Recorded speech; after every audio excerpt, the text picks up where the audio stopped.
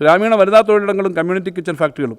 Sir, Ezhukone ഗ്രാമപഞ്ചായത്തിൽ രേഷ്മ എന്ന യുവ സംരംഭക നേതൃത്വം നൽകുന്ന ടോക്ക് ഓഫ് ചിപ്സ് എന്ന സ്റ്റാർട്ടപ്പ് കമ്പനിയെ പരിചയപ്പെടുത്താം. കുടുംബശ്രീ അംഗങ്ങളായ ശുഭയും സംഘവുമാണ് ഈ ചിപ്സ് ഉൽപ്പാദനത്തിൻ്റെ യൂണിറ്റ് മികച്ച നിലയിൽ മുന്നോട്ട് കൊണ്ടുവന്നത്. ഇത്തരത്തിൽ സ്ത്രീകൾ നേതൃത്വം നൽകുന്ന മൂല്യവർദ്ധിത ഉൽപ്പന്ന നിർമ്മാണ യൂണിറ്റുകൾ സംസ്ഥാനത്താകെ വ്യാപിപ്പിക്കാൻ സർക്കാർ പിന്തുണ നൽകും. ഇതിനൊപ്പം പ്രാദേശിക തലത്തിൽ കമ്മ്യൂണിറ്റി കിച്ചണുകൾ വ്യാപകമാക്കുന്ന പദ്ധതിക്കും സർക്കാർ പിന്തുണ നൽകും. പ്രാദേശിക കാർഷിക ഉൽപ്പന്നങ്ങളെ ശാസ്ത്രീയമായ സംസ്കൃതത്തിലുള്ള പ്രീമിയം ബ്രാൻഡുകളായി മാറ്റുന്നതിനും കുടുംബശ്രീ അംഗങ്ങൾക്ക് ആഗോള വിപണിയിൽ മത്സരിക്കാൻ തക്കമുള്ള സാങ്കേതിക പരിശീലനം നൽകുന്നതിനും ഈ പദ്ധതി മുൻഗണന നൽകുന്നു. സ്വകാര്യ പങ്കാളിത്തത്തോടെയും സ്റ്റാർട്ടപ്പുകളുടെ സഹായത്തോടെയും നടപ്പിലാക്കുന്ന ഈ പദ്ധതിക്കായി 10 കോടി രൂപ ഞാൻ വകയിരുത്തുന്നു. ആയിരക്കണക്കിന് സ്ത്രീകൾക്ക് സ്വന്തം നാട്ടിൽ തന്നെ മികച്ച വരുമാനവും മാന്യമായ തൊഴിൽ സാഹചര്യവും ഒരുക്കൽ സാധിക്കും. സർ, സെൻറ്റർ ഫോർ ഡെവലപ്മെൻറ്റ് സ്റ്റഡീസിൻ്റെ വികസനം. സർ, തിരുവനന്തപുരത്തെ സെൻറ്റർ ഫോർ ഡെവലപ്മെൻറ്റ് സ്റ്റഡീസിന് ഉന്നത വിദ്യാഭ്യാസം, പരിശീലനം, സാമ്പത്തിക ശാസ്ത്രത്തിലും പൊതുനയത്തിലുള്ള ഗവേഷണം എന്നിവയ്ക്കുള്ള ലോകോത്തര നിലവാരമുള്ള സ്ഥാപനമായി വിപുലീകരിക്കും.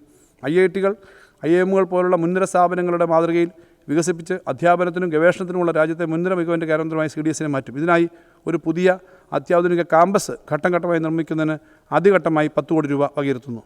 സർ, സംസ്ഥാനത്തിൻ്റെ 14ാം പഞ്ചവത്സര പദ്ധതിയിലെ അവസാന വാർഷിക പദ്ധതിയാണ് 26-27 അടുത്ത വർഷം മുതൽ 15ാം പഞ്ചവത്സര പദ്ധതിയുടെ തുടക്കമാവും. സംസ്ഥാനത്തിൻ്റെ 15ാം പദ്ധതിയുടെ പരിപ്രേക്ഷണം സംബന്ധിച്ച ചർച്ചകൾ വളരെ മുൻകൂട്ടി ആരംഭിക്കാൻ നമുക്ക് കഴിഞ്ഞു. അതിൻ്റെ വിശദാംശങ്ങളിലേക്ക് കടക്കുന്നതിന് മുമ്പ് ആസൂത്രണത്തിൻ്റെ തുടർച്ചയെക്കുറിച്ച് സൂചിപ്പിക്കേണ്ടതുണ്ട്. കേന്ദ്രവും സംസ്ഥാനങ്ങളും ആസൂത്രണം ഉപേക്ഷിച്ചിട്ട് നാളേറെയായി.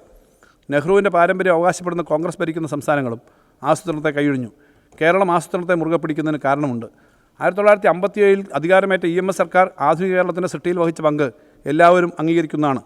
1957 സർക്കാരിൻ്റെ രൂപീകരണത്തിന് മുമ്പ് നടന്ന വികസന സംവാദവും അതിലൂടെ ഉരുത്തിരിഞ്ഞ വികസന പരിപ്രേക്ഷ്യവുമാണ് ചെറിയ സമയത്തിനുള്ളിൽ ഭാവി വികസനത്തിന് ദിശാബോധം നൽകുന്ന പരിഷ്കാരങ്ങൾ തുടങ്ങാൻ ആ സർക്കാരിനെ പ്രാപ്തമാക്കിയത്. കഴിഞ്ഞ 10 വർഷക്കാലത്തെ വികസന നേട്ടങ്ങളുടെ അടിസ്ഥാനവും വ്യക്തതയാർന്ന ഈ വികസന ദർശനമാണ്. 2026-27 വാർഷിക പദ്ധതിയുടെ കാര്യത്തിലും 15ാം പദ്ധതിയുടെ കാര്യത്തിലും കൃത്യതയാർന്ന ഒരു വികസന ദർശനത്തോടെയാണ് സർക്കാർ നീങ്ങുന്നത്. സാർ, ഈ വർഷത്തെ പദ്ധതി അടങ്കൽ 35,750 കോടി രൂപയായി വർദ്ധിപ്പിക്കുന്നു. ഇത് മുൻ വർഷത്തേക്കാൾ 10% കൂടുതലാണ്. കേന്ദ്ര സർക്കാർ അടിച്ചേൽപ്പിച്ച കടുത്ത സാമ്പത്തിക ഞെരുക്കത്തിനിടയിൽ സർക്കാരിൻ്റെ വാർഷിക പദ്ധതിയിൽ ഇത്രയും വർധനവ് വരുത്താൻ കഴിഞ്ഞതിൽ വളരെ സന്തോഷവും അഭിമാനമുണ്ട്.